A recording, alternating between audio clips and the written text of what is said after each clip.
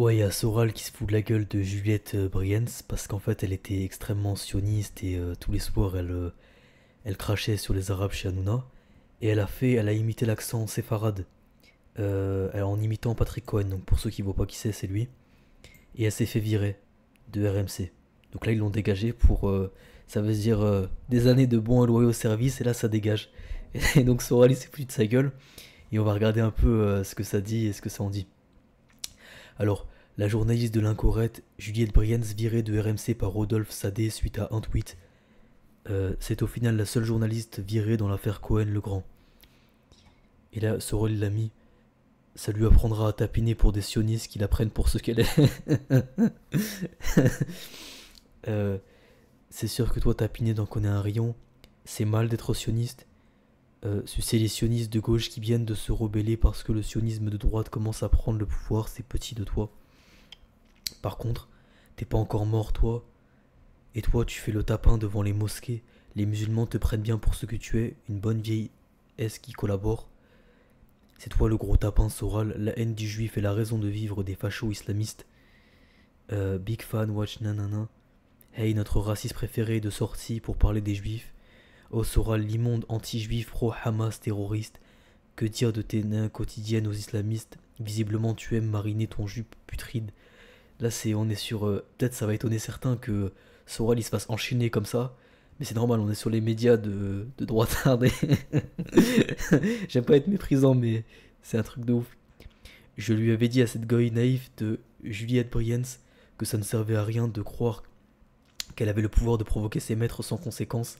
Ouais, c'est en gros, elle a imité un accent séfarade, donc ça veut dire que tous les soirs, quand elle était chez Hanouna, les grandes gueules RMC, tous les soirs, ça insulte les Arabes et de temps en temps les Noirs, mais surtout les Maghrébins. Et là, un accent séfarade, ça dégage. Et c'est mérité en réalité. Il y a un extrait où il parle de ça, je crois. Pour info, Estelle Midi est un fiasco tous les jours. Par exemple, nanana, Sonia Mabrouk. Ah non, là, ça parle de ça. J'ai pas le droit de diffusion. Grok explique pourquoi. Voilà ce qu'il va expliquer en détail. Juliette Briens a été suspendue de RMC suite à un tweet jugé raciste et antisémite où elle imitait un accent perçu comme moqueur envers Patrick Cohen, accent séfarade. Cela fait suite à son scoop sur Cohen et Legrand. Sur Cohen et Legrand, selon des posts, Rodolphe Saé serait impliqué, mais je n'ai pas confirmation directe. Elle est la seule licenciée dans cette affaire. Effacée par le lobby juif qui n'existe pas après avoir oublié que Cohen était juif avant d'être marocain, elle goûte à la médecine de ses maîtres. Elle a tweeté quoi? Ah, c'est le vrai Stéphane Loire qui répond. Alors, donc le tweet en question c'est: Mi, madame, la juge, j'ai rien fait, wallah. Je pouvais juste café dans le septième. Ah, mais si elle dit wallah, ça veut dire qu'en réalité, elle voulait l'attaquer. Ah, j'ai compris. Parce que je me disais comment c'est possible qu'elle soit aussi courageuse de se moquer de ses maîtres. Et en réalité, non. Elle voulait, parce que si elle met wallah, elle parle pas des juifs. Donc, elle voulait imiter les maghrébins en attaquant son côté marocain. Mais en réalité, comme c'est un Marocain séfarade, un juif marocain, ils l'ont pris pour eux pour une attaque et ils l'ont dégagé. C'est bien fait pour sa gueule. Mais madame la juge, j'ai rien fait, wallah. Je buvais juste café dans le septième et les journalistes, ils criaient dans mes oreilles. Ouais, bien fait, c'est- Ah, ok, parce qu'en fait, le fait qu'elle ait halef wallah, ça veut dire que elle voulait. Parce que je me disais, c'est quand même assez. Comment elle a eu le courage de faire ça? Non, en fait. Elle croyait attaquer les Arabes, sauf que là, c'est pas vraiment un Arabe, tu vois. C'est un juif marocain. Et donc, ça fait référence aux séfarades, et ça passe pas. Elle découvre la toute-puissance du lobby péruvien dans les médias. Faire des blagues sur les enfants palestiniens, c'est ok, mais sur un nombre du peuple élu et de la communauté des Lumières, là, c'est trop. Il fallait sévir, c'est tout. Donc, Ah ouais, Euh, c'est ça de faire la pouffe pour les sionistes. Sadé est arabe, petit à petit, il va critiquer ce cirque, nanana. Oui, le racisme est un délit. Boire un café dans un cadre privé n'en est pas un. Vous savez ce qu'ils ont arrêté. C'est vraiment c'est vraiment du foutage de gueule. Quoi, elle pleure, elle a réagi à ça. Ça pleure maintenant. Et ils sont contents en plus, ils sont fiers d'eux. Vous savez ce qu'ils ont arrêté récemment? Les paniers à cornichons. C'est-à-dire que maintenant, Oui, vous c'est achetez vrai, c'est des vrai, cornichons, t'as raison. le pot de la maille. Ouais. Vous devez prendre vos cornichons avec les doigts, il n'y a plus le ramasse cornichons parce que ça pollue. Tu prends une Ils fourchette l'ont viré. sinon. Ah bah ils l'ont viré parce que c'est en Et- conflit. Ah non, ça n'a rien à voir. Quelle des tweets polémiques, nanana. Non, il a pas répondu encore. Qu'elle dégage la haloufa. De quel tweet il s'agit? Ouais, c'est un truc de ouf. On vit dans un monde de fous. Boycott RMC, nanana. Celui à Sadé, ouais, c'est. Tu peux pas, là c'est pas. Et en fait, ce qui est fou, c'est que en réalité, elle a pas voulu,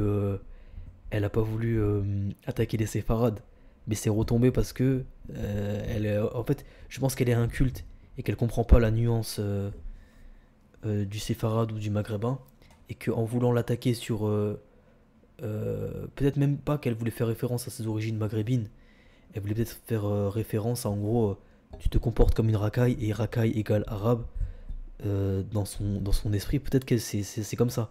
Mais sauf que elle vient de s'attaquer à un séfarade, ça n'a rien à voir. Et là, elle s'est fait dégager. Parce qu'en plus, ce qui est fou, c'est qu'il n'y a pas de moyen de rebondir. À moins qu'elle soit acceptée sur une autre chaîne, il n'y a pas moyen de rebondir dans le sens où, je veux dire, cette personne, elle ne peut pas travailler, tu vois, elle a pas de qualification, elle n'a pas vraiment de talent, elle peut pas exister par elle-même. Par exemple, si elle se décide de lancer une émission sur YouTube pour continuer le combat politique, il n'y a personne qui va regarder. Donc, c'est une bonne nouvelle. Et se moquer des juifs sur la radio de Sadé PTDR, ça t'apprendra bouffonne. Non, en réalité, elle voulait pas se moquer des juifs. Ça lui est retombé dessus. Ça, c'est le Twitter de Soral. Est-ce qu'il y a autre chose? Tiens, j'ai vu un truc sur Kadhafi là.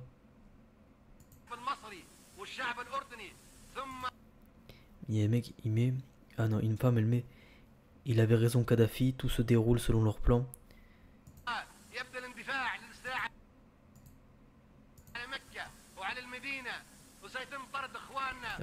Pour ceux qui voient pas, parce que c'est écrit en petit, je vais lire. Nos frères sont chassés de leur palais climatisé. Ils abandonnent leur luxueuse voiture américaine et monteront sur des ânes. Ah ok, il parle au futur. Et des chameaux pour fuir le train de la mort, ils entreront dans le désert. Une vidéo de Kadhafi dans les années 90 refait surface déclarant « Après la Palestine, ce sera le Liban, la Syrie, l'Égypte puis le Maghreb. Tous les Arabes collaborent avec Israël est un... Tout pays arabe collaborant avec Israël est un traître. Son tour viendra. Israël ne reconnaît ni ambassade, ni amis, ni leur rêve. Leur rêve est un grand Israël. » Oh, ça fait plaisir de m'entendre dire ça.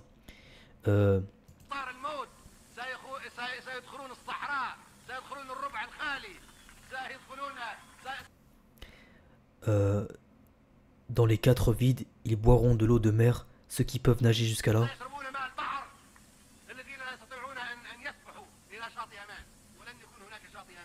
Plage sûre, il n'y aura pas de rive sûre, car les Israéliens arrivent en Égypte. L'armée israélienne arrive en Égypte tôt ou tard. Peu importe le temps que cela prendra, il faudra occuper la vallée du Nil.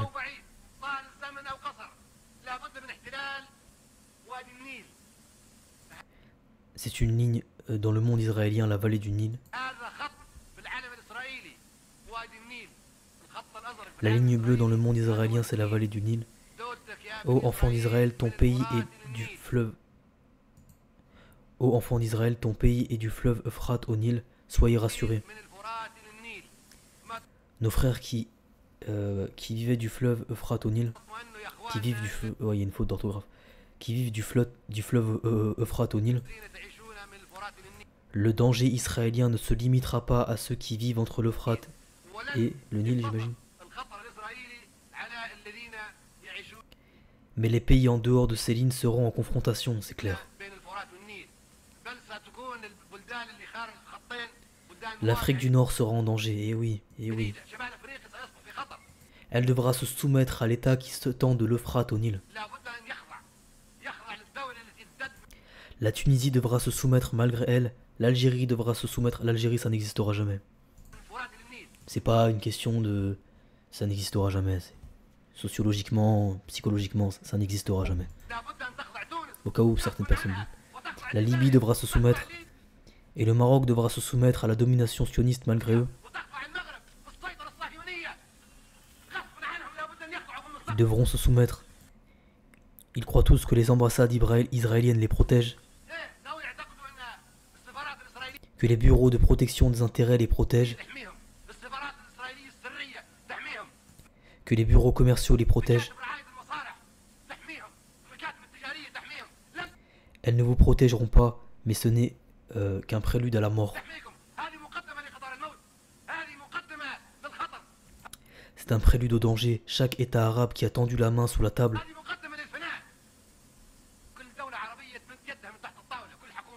chaque gouvernement arabe qui a tendu la main sous la table à l'ennemi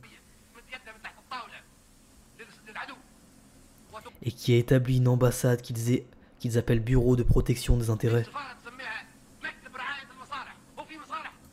Y a-t-il des intérêts avec quelqu'un qui égorge?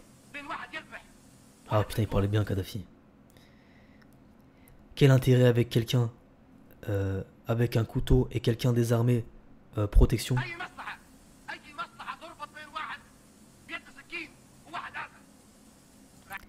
Des intérêts? Quels intérêts? Quels intérêts pour la Libye à Tel Aviv?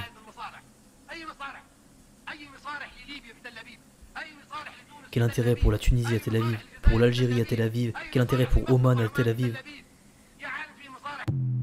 Ah, c'est ça, c'est... Ah. C'est pour ça qu'ils l'ont tué. Hein. Il y a une phrase qui était il y avait une phrase qui était une belle phrase. Attends, qui m'a...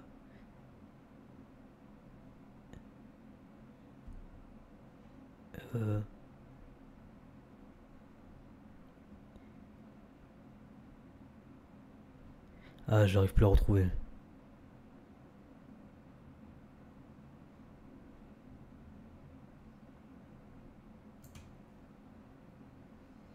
Ah voilà, c'était là en bas. Tout pays arabe collabore avec Israël est un traître et son tour viendra. Israël ne reconnaît ni ambassade ni ami. Le rêve est le grand Israël. Il n'y a pas d'amis, il n'y a pas d'alliance, ça n'existe pas. C'est bon. On finit sur une bonne note avec Kadhafi. Et voilà, ciao.